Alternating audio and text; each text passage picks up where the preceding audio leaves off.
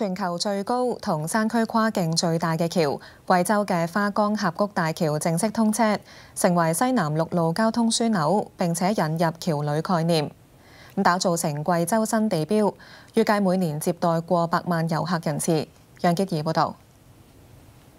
花崗峽谷大橋建成通車。貴州省委書記徐麟朝早主持花崗峽谷大橋通車儀式。通過有地球裂縫之稱嘅花崗大峽谷，未有大橋之前，兜路車程要2個鐘，而家直接通過大橋只係需要2分鐘。大橋全長2890米，橫跨貴州省貞豐縣同埋關嶺縣，貫通貴州陸支至安倫高速公路，成為西南陸路交通樞紐，並且創下工程紀錄。主橋跨徑1420米，橋面離水面高度625米，係全球最高同埋山區跨境最大橋梁。喺橫直兩方面都係世界第一。除咗工程本身嘅難度，亦都要克服周遭複雜環境。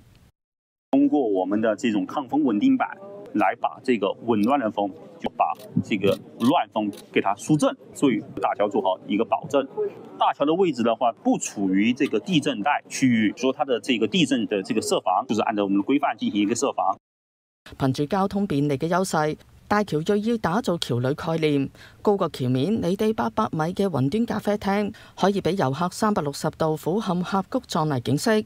呢個打卡熱點，用全透明嘅觀光電梯，60秒就可以到達。